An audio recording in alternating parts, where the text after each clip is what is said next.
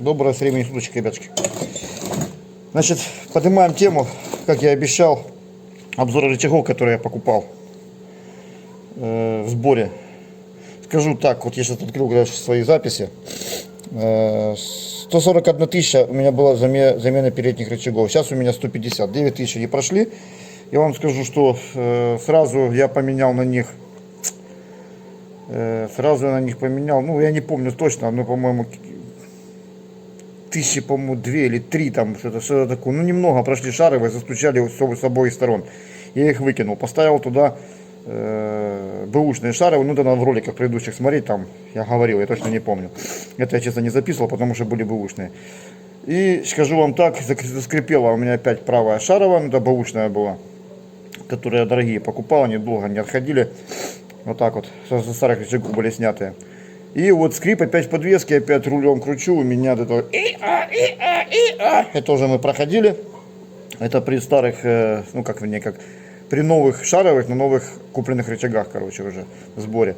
Салимблоки, рычаги себя повели очень хорошо, салимблоки тоже ничего, нормально, плавают нормально, себя чухают. А вот шаровые, да, короче, пришлось купить новые шаровые. Купил новые шаровые, опять же. Ну, чтобы не говорить, что некоторые там у меня задолбал своей рекламой. Ну, не реклама, потому что, честно говорю, цена-качество, я тут беру вот эту вот фирму. В принципе, цена-качество, они у нас в Запорожье что-то стоят 160 гривен, по-моему, что такая штучка. В комплекте, значит, идет вот шаровая с логотипом, видите? Оп, фокусировка, логотип. Все как положено, номер.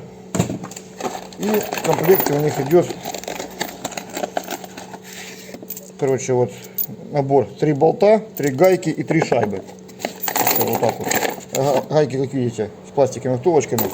Вот так вот. Ну, я уже беру их не первый раз, и, честно говорю, вот сколько они у меня отходили. Ну, извините, грубо говоря, тысяч по 10, наверное, они у меня отходят. Бабки не ходи. Ну, по нашим дело в том, что дороги у нас ужасные, страшные, какие ужасные дороги. Думаю, 1010 не обойдут. Ну, я вам скажу так. Машинка приехала. Сейчас, 2 секундочку. Сейчас я вам скажу так. Такая ситуация. Значит, буду разбирать. У меня, значит, вся суть поломки в чем? Шаровая стуканула левая. Ну, левая не сильно стуканула. Правая вообще, она не застучала, она заскрипела. Вот так вот. Так что буду менять шаровая. В результате потом доложу. Ну вот, и смотрите, добрался уже до шаровых сюда вот. Разобрался. Сейчас буду шаровые снимать. Что обнаружил еще? У меня, вот что, слышите? Слышно? Это у меня супер тарахтит. Кстати, справа и слева так одинаково. И когда еду по кочкам, по плохой дороге, тарахтелка по всему, как колокольчик по всему этому самому, по всему салону. Особенно передок, я буду ощущение, что хлам разорванный. Буду сейчас делать, хотел поставить резинки. Но резиночки ставить здесь просто некуда. Куда их тут ставить, даже я не знаю. Ну, вставляют куски ремня с ГРМ, обрезают, вставляют. Но его просто ставить даже не знаю куда. Есть, конечно, вариант, куда впихнуть.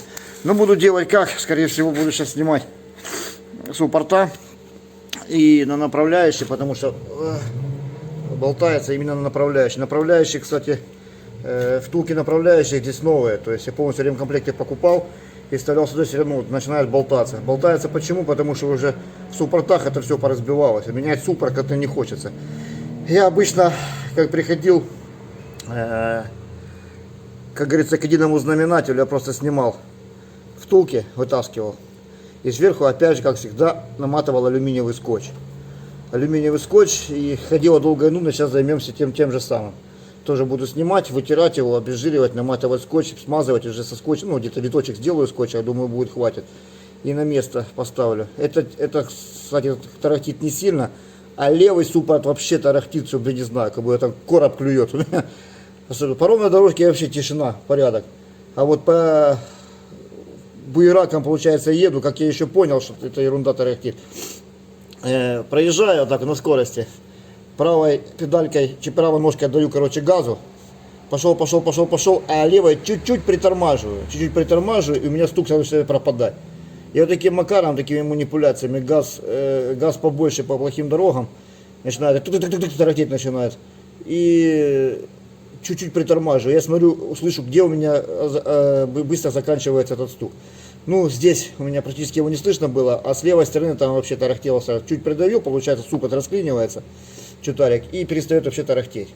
Так что буду сюда вот на направляющий, буду втулки вытаскивать, наматывать по, я думаю, по дротику хватит алюминиевого скотча. Ну, и так, а так плюс суппорта менять как-то не хочется, дороговато. Так что как-то так. И еще, что хотел бы рассказать по этому поводу. Как шаровые менять я вам уже не буду рассказывать, показывать, потому что, ну, это, думаю, уже бесполезно, все и так хорошо знают. Смотрите, что я еще сделал. Чтобы не скрипело, как в старые добрые времена, еще на Жигулях, я помню, делал. Немножко тут кривовато поставил, надо. Короче, смотрите, я снимал вот это вот колечко. Вот колечко, видите, блестит. Вот это вот. Снял это колечко, вывернул пыльник на другую сторону. И, как ни странно, в этих шаровых солидола этого, что там, смазки было море. Море, видите, шаровые. Не могу даже согнуть, я в тиски зажимал, чтобы с места сдернуть. Смазки море, но все равно я ее там пробил и еще набил смазочки сюда побольше. Как старые жигулевские, я, конечно, их не вываривался. Я помню жигулевские еще долгие-долгие годы еще. Я их растапливал солидол и без пыльника просто несколько раз опускал в солидол вот так вот растопленный. И он заходил во все щели, и шаровые долго-долго ходили. Вот так вот. Ну вот так начали скрипеть. Я так понял, что это за нехватки смазки. Потому что ту шаровую, которая у меня тарахтела, я, конечно, не показал. Я имею в виду шаровая родная с этого рычага, который я купил тогда полностью в сборе. Честно, я не посмотрел, я пыльник не снимал, а там смазки просто нет. Ну, она есть, но ее практически нет, как говорится. Потому она вот водичка попала и заскрипела. Так что, а сюда теперь набрал я уже полный уже пыльничек этого самого солидольчика набрал. Ну, смазочки. Не солидол, а смазки. Вот так вот. Есть специальная какая-то она высокотемпературная. Литол, по-моему, называется. Ну, не помню, говорить не буду. Вот так вот. Потому что температурка здесь бывает очень хорошая, особенно когда я, как кто заметил, я поменял тормозные диски, колодочки, все подложно, направляющие поменял, все классно, все хорошо. Здесь же я еще менял подшипник ступицы, вот так. И честно говорю, когда это все пока новое, пока друг дружке притерлось, честно скажу, тут так у меня, особенно летом, колодки аж закипали, я на них плюю, не шипят. Не колодки, я имею в виду, а диск. А сейчас притерлось, все уже хорошо, все замечательно, тормозит великолепно. Так что как-то так, поняли? Перед тем, как поставить шаровую, обязательно снимите этот чехольчик, пыльничек, и туда набейте еще смазочки побольше. Вот так вот. Пытался найти, как в некоторых шаровых есть там такие, на шаре есть такие, как канавки такие. Пытался найти, но на этой шаровой канавок нет. У некоторых были канавки, туда я просто растапливал шприц солидол, ну помню, давно этим занимался, и туда потихоньку так впихивал, ну, добавлял больше смазочки сюда. Вот так. А здесь просто вот его покрутил и набавил туда, вот набил прям пальцами и сверху потом закрыл. Скажу честно, вот этот потом этот хомутик железный очень неудобно одевать, он так и расходится, вот так руками можно водить, и как по спиральке вот так заворачиваете по чуть-чуть. Неудобно, но зато эффективно. Так что как-то так. Поняли, да? Заскрипела ходовая, в первую очередь ищите что? Шаровая. Бабки не ходи шаровая, потому что я уже не думал, что это шаровая. Я взял уже, делал фонендоскоп медицинский, и уже меня сынок качал, короче, вот так вот колеса, а я проверял каждый узел. И в конце концов скрип обнаружил непосредственно на шаровой, потому что куда бы я его ни ставил, скрип по всей ходовой шел, по всей. Ну и потом только поменял шаровую, тишина в салоне, так что великолепно. Берите на вооружение, смотрите, прежде чем установить любую шаровую, обязательно снимите и добейте туда смазочки, будет дольше ходить. Ну все, пока. Но напоследок я вам расскажу. Смотрите, вот две шаровые. Одна прошла 2000, одна прошла 5000. Без смазки, как я сказал, типа дополнительной. Видно, да? Это 2 прошла.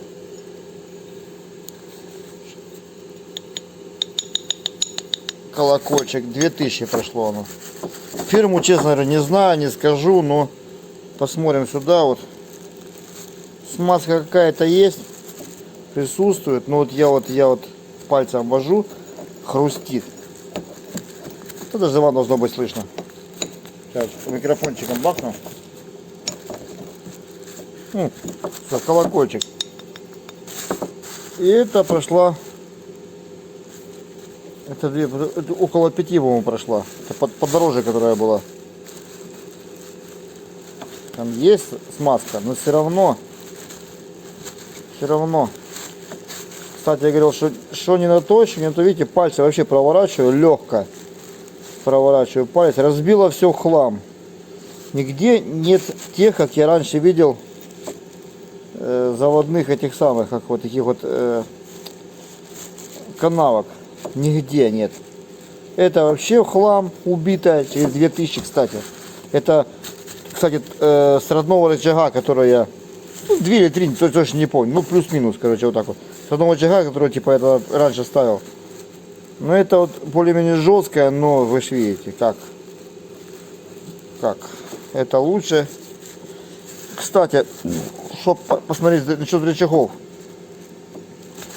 давайте проверим. Вот мне было вообще интересно. Может, даже падает, даже стоять не может.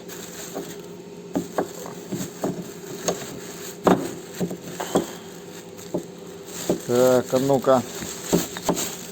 Сейчас мы попробуем, чтобы сравнить как-то так вот.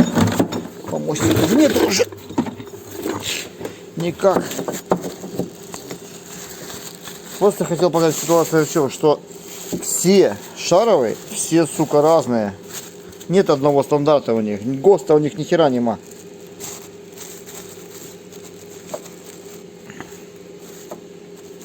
Бачите, да? Не бачите ни хера. И даже я сам не вижу. Так. Я хотел просто сравнить 2 шаровые до кучи. Чтобы вы увидели. Раз. Неудобно рукой. Два.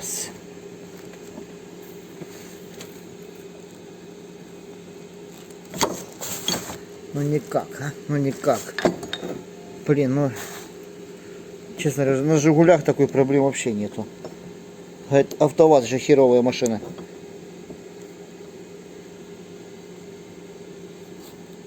О, вот чтобы вы понимали. Расстояние. Видите? Я уперся в шаровую. Палец вот. Расстояние получается разное. Этот меньше, этот, сука, больше. Вот так вот. Ну, как-то так. Чтобы вы понимали, вот они разные, очень разные шаровые. Это да, вот писюнца нема, у этого есть писюнец. Зачем он нужен, я даже не знаю. То есть каждая шаровая плюс-минус какие-то микроны разная. Так что думайте.